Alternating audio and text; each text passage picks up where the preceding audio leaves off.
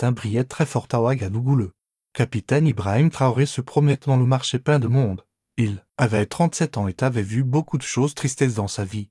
Il était né dans une petite ville qui s'appelle Bondokui le 14 mars 1988 et grandi en comprenant que la vie était très dure pour les jeunes du Burkina Faso. L'air sentait la viande cuite et le pain tout chaud. Les gens se vendaient leurs affaires et les enfants jouaient partout. C'était un jeudi matin comme les autres. Ibrahim allait voir sa vieille voisine Mama Fatou qui était malade. Même s'il était un chef militaire très occupé, Ibrahim n'oubliait jamais d'aider les gens normaux. Les gens qui le connaissaient depuis l'école à Bobo Dioulasso disaient qu'il était Kamit très intelligent. Ses qualités s'aidaient dans son travail de militaire. Il avait combattu contre les méchantes dans le nord du Burkina Faso. Cela lui avait appris à rester calme quand les choses devenaient dangereuses. Il portait un panier de fruits et légumes pour Mama Fatou quand il entendit un bruit bizarre. Au début, il pensa que c'était peut-être le tonnerre. Mais le ciel était bleu et clair. Le bruit revint. Il était plus fort cette fois. Le sol commença à trembler un peu mais avant de continuer. Dites-nous dans les commentaires si vous priez pour notre président avant de continuer. Dites une petite prière pour notre cher président dans les commentaires. L'entrée en militaire d'Ibrahim dans sa tête. Des années de combat contre le méchant avaient rendu ses sens très forts. Il pouvait sentir que quelque chose n'allait pas. La poussière commença à tomber des maisons. Le sol bougea sous ses pieds. Puis le marché devint très silencieux. Les gens pouvaient sentir le danger arriver. Puis il le vit. Un grand bâtiment de 5 étages au coin bougeait de l'avant en arrière. Il ne bougeait comme les maisons bougent dans le vent. Il bougeait comme s'il se cassait. Le bâtiment avait beaucoup de familles dedans. Il tombait très lentement. Ibrahim laissa tomber son panier et courut vers le bâtiment. Son cœur battait très vite, pas parce qu'il courait, mais parce qu'il savait que beaucoup de gens allaient mourir en courant. Il entendit des gens crier d'abord de l'intérieur du bâtiment quand les gens ont compris que leur maison tombait, puis de la rue quand les jeunes ont vu ce qui se passait. Tout le monde cria Ibrahim. Sa voix était forte grâce aux années dans l'armée. Le bâtiment tombe, les gens coururent partout. Certains coururent vers la sécurité, d'autres restèrent là trop effrayés pour bouger. Ibrahim arriva au bâtiment juste au moment où les étages du haut commencèrent à tomber. Le bruit était très fort. Le métal se pliait et se cassait. Le béton s'écrasait. Et sous tout ce bruit, les jeunes criaient de peur. À travers tout ce bruit, Ibrahim entendit quelque chose qui lui glaça le sang. La voix d'une femme du 3e étage qui criait à l'aide, mais ce n'était pas n'importe quel cri. À l'aide, cette femme ne se battait pas seulement pour sa propre vie. Vous plaît quelqu'un? Aidez-moi, je ne peux pas se bouger. Mon bébé, il vous plaît quelqu'un? Aidez-nous. La voix était celle d'Aminata Sankara. Ibrahim ne connaissait encore son nom. Aminata avait 26 ans et était enceinte de 8 mois de son premier enfant. Elle se préparait à aller chez le docteur quand le bâtiment commença à trembler. Une grosse poutre était tombée sur ses jambes. Elle était coincée dans son appartement, regardant le mur se casser et tomber autour d'elle. Pour Ibrahim, ce moment montrait tout ce qu'il croyait sur le fait d'être un chef. À 37 ans, il était déjà l'un des plus jeunes présidents du monde. Vous voulez savoir ce qui s'est passé ensuite? Restez jusqu'à la fin. Mais le leadership, ce n'était pas une question de titre ou de pouvoir. C'était d'être prêt à tout risquer pour les gens qui avaient besoin d'aide. C'est ce qu'ils voulaient. Pour le Burkina Faso, un pays où les chefs servaient leur peuple. Pas eux-mêmes. Ibrahim n'attendit pas pendant que d'autres secouristes étudiaient encore la situation. Il trouva un moyen d'entrer dans le bâtiment par une entrée cassée. Le bâtiment faisait des bruits effrayants autour de lui alors qu'il montait sur des morceaux cassés. Traversait ce qui était autrefois la maison de quelqu'un. L'odeur à l'intérieur était terrible. Il y avait de la poussière, des tuyaux de gaz cassés et du sang. Les lumières d'urgence clignotaient. Cela faisait des ombres effrayantes sur les murs. Ibrahim devait ramper dans des espaces qui étaient à peine assez grands pour son corps. Il suivit le son de la voix d'Aminata alors qu'elle continuait à appeler à l'aide. Cria-t-il le retour? Il n'était pas sûr qu'elle puisse l'entendre par-dessus tout le bruit du bâtiment qui tombait à me parler. Je vais te sortir de là. Alors qu'il se déplaçait à travers les morceaux cassés, Ibrahim pensa aux discussions qu'il avait avec les jeunesses du Burkina Faso. Des discussions sur l'espoir et la construction d'un avenir meilleur, sur le fait de ne pas accepter que les gens doivent souffrir ici maintenant. Ce n'était pas juste 2 idées, c'était la raison pour laquelle il rampait dans ce bâtiment dangereux. Quand Ibrahim arriva finalement au 3e étage, ce qu'il vit lui brisa le cœur. Le couloir qui reliait autrefois de beaux appartements était maintenant plein de morceaux de béton tombés et de métal tordu. L'appartement d'Aminata était à moitié ouvert, mais une grosse poutre de béton bloquait la porte à travers un trou dans les morceaux cassés. Ibrahim pouvait la voir si était une belle jeune femme aux yeux gentils qui était maintenant plein de peur. Sa robe colorée était déchirée et sale. Il pouvait voir que ses jambes étaient coincées sous de lourdes pierres. Mais ce qu'il remarqua le plus C'était comment elle tenait son ventre enceint avec ses deux mains. Essayant de protéger son enfant, un être m'appelle Ibrahim, cria-t-il. Il commença à déplacer de plus petits morceaux de béton pour agrandir l'ouverture. « Va te sortir, toi et ton bébé, de là. Je te le promets, dit-elle en retour, sa voix tremblante. Je m'appelle Aminata. Le bébé chose ne va pas. Je pense que le bébé arrive. Maintenant, cœur d'Ibrahim se serra. Une femme qui accouchait, coincée dans un bâtiment qui tombait. C'était le pire cauchemar de tout secouriste, mais il se força à rester calme. Il utilisa le même calme qui l'aidait à gérer les problèmes militaires et les troubles politiques. Être un chef signifiait souvent être fort quand on se sentait effrayé. Moi, Aminata, dit-il, sa voix calme même si tout autour d'eux c'était le chaos. J'ai déjà aidé à faire naître de bébés avant, n'était pas vrai. Il ne connaissait que les premiers secours de base, mais il savait qu'elle avait besoin d'espoir plus que de vérité en ce moment. Allons faire cela, étape par étape. D'abord, je vais te libérer, puis nous allons te mettre en sécurité. Qu'Ibrahim travaillait pour enlever les morceaux cassés. Aminata lui parla de sa vie. Elle était institutrice qui aidait les enfants qui avaient des difficultés à lire. Son mari Moussa était menuisier. Il était supposé travailler sur un chantier de l'autre côté de la ville. Elle priait pour qu'il soit en sécurité et qu'il sache quel est le bébé allait bien. Essayons d'avoir un bébé depuis 3 ans, dit-elle à travers des larmes de douleur et de peur. Petit est notre miracle. S'il te plaît, Ibrahim, ne laisse rien arriver à mon bébé. N'avait jamais ressenti une si grande responsabilité. Ce n'était pas juste sauver quelqu'un d'un bâtiment qui tombait, c'était sauver la vie de notre famille. Protéger un miracle, s'assurer que l'amour gagnerait sur le désastre. Cela lui rappelait pourquoi il était devenu homme politique, pas pour la gloire personnelle, mais pour créer un monde où des familles comme celle d'Aminata pouvaient être heureuses et en sécurité. Travaillant avec soin, mais rapidement Ibrahim fit une ouverture assez grande pour atteindre Aminata. Mais quand il regarda sa situation, son cœur se serra encore. La poutre de béton sur ses jambes était trop lourde pour qu'il la soulève. Le bâtiment continuait à faire de bruit comme s'il allait tomber complètement. Écoute attentivement-il, rampant plus près d'elle. Je vais creuser autour de la poutre pour faire de l'espace pour tes jambes. Ça va faire mal et ça va prendre du temps. Mais j'ai besoin que tu restes forte pour moi ou ton bébé peut le faire, murmura-t-elle. Même si Ibrahim pouvait voir la douleur dans ses yeux.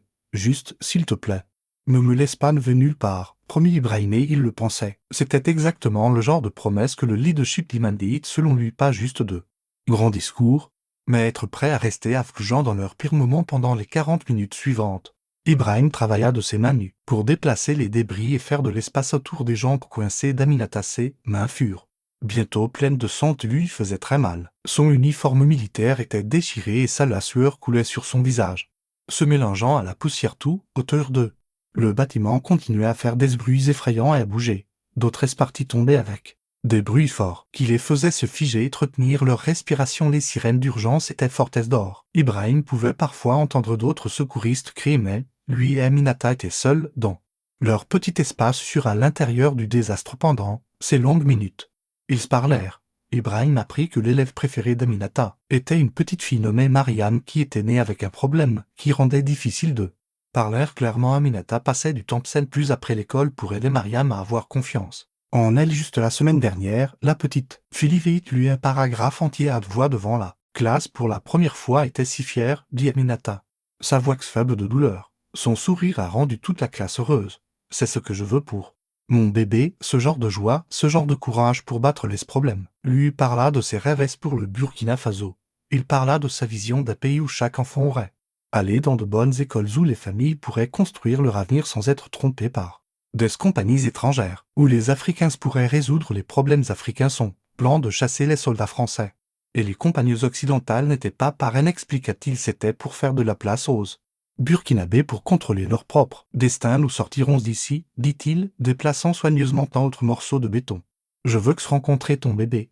Je veux la voir grandir dans le monde meilleur que nous construisons. Elle, dit doucement Aminata. Le bébé est une fille.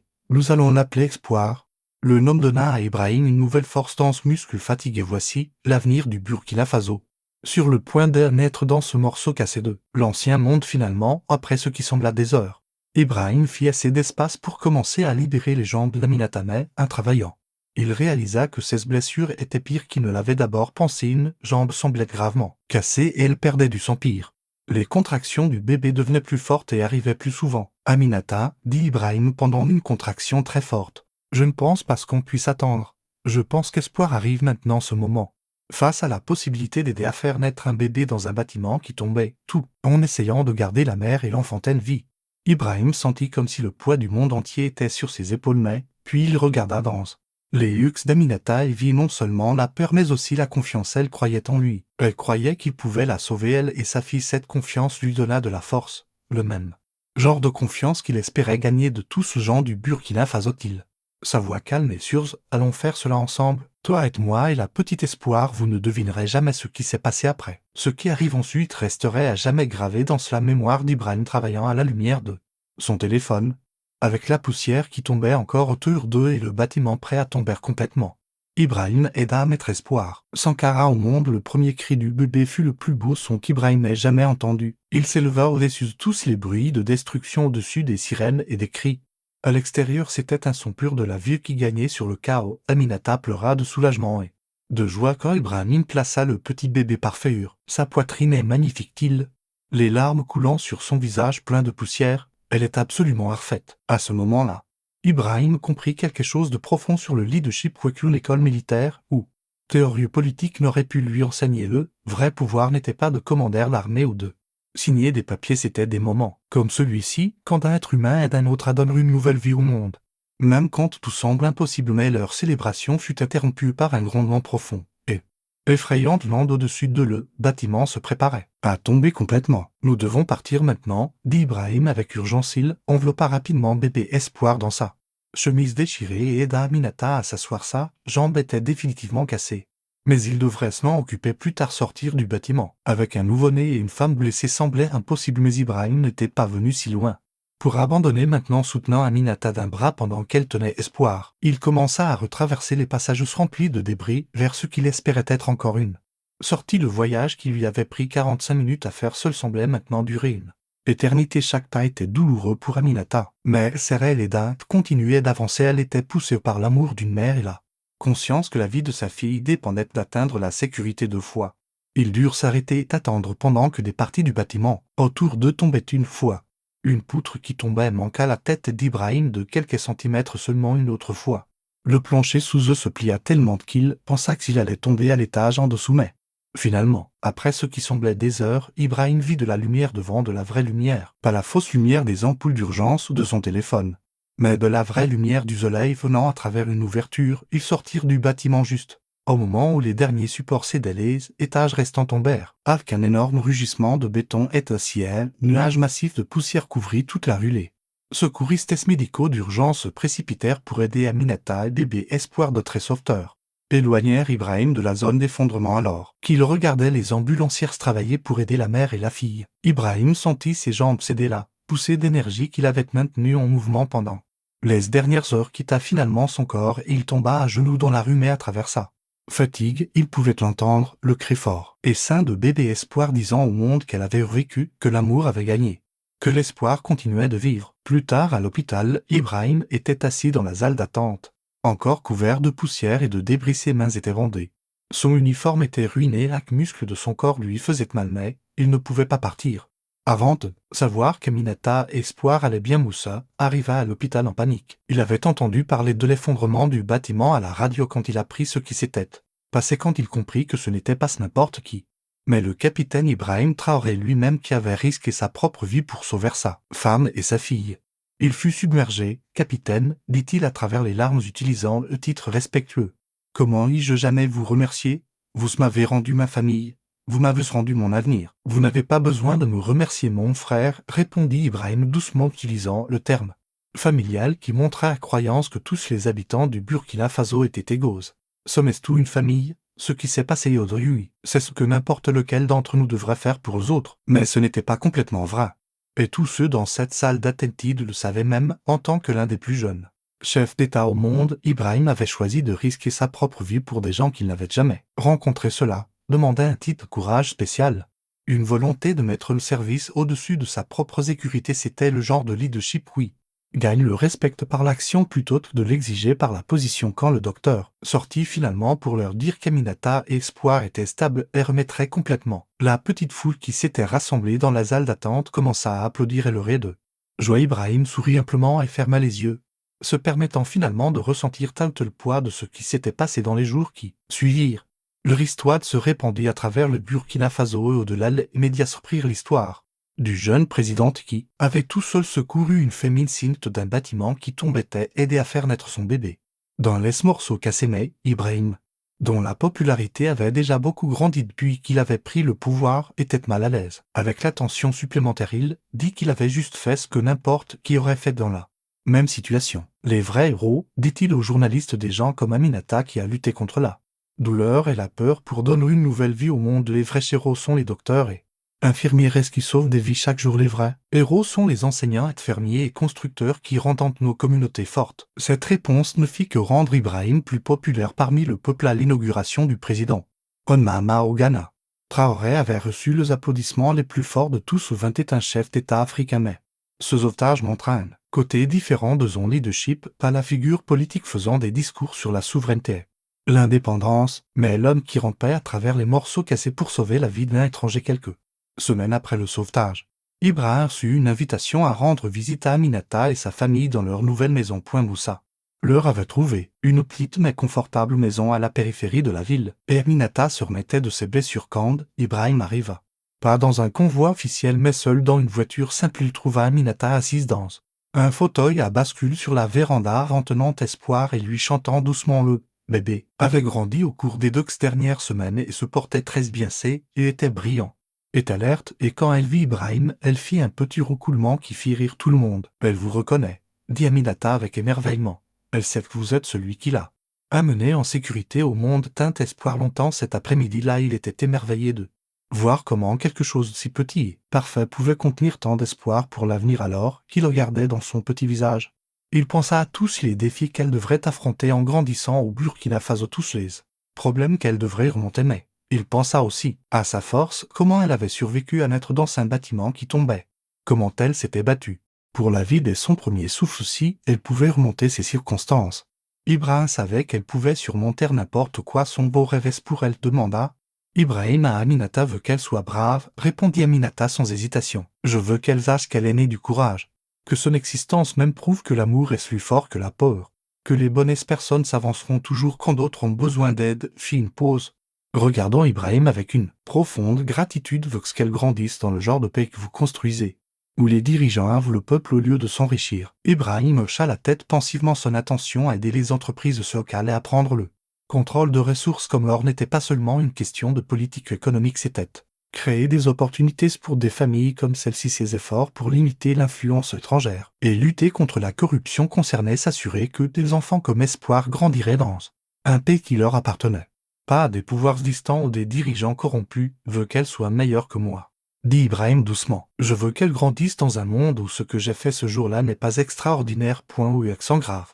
S'entraider, se protéger, prendre soin les uns des autres, c'est juste ce que nous faisons. Alors que le soleil se couchait sur leur petit rassemblement, projetant une lumière dorée sur la véranda, Ibrahim fit une promesse silencieuse au bébé espoir. Il promit qu'il travaillerait chaque jour pour construire le genre de monde qu'elle méritait, un monde où les enfants pourraient grandir en sécurité et aimés, où les familles pourraient construire leurs rêves sans peur, où le courage qu'il avait amené au monde serait utilisé pour créer un changement durable. Des années plus tard, quand Espoir serait assez âgé pour comprendre, Aminata lui raconterait l'histoire du jour où Elise tenait. Elle lui parlerait du dirigeant brave qui risqua sa propre vie pour sauver 2 personnes qu'il n'avait jamais rencontrées, qu'il aida à venir au monde de ses propres mains, qu'il porta toutes les 2 en sécurité quand tout autour de tombait. Espoir grandirait en sachant que son existence même était la preuve du pouvoir du courage et de la compassion humaine. Elle apprendrait que les héros ne portent pas toujours des capes ou noix de super pouvoirs. Parfois, ce sont les dirigeants qui, quand ils font face à un noir entre la sécurité personnelle et le service aux autres,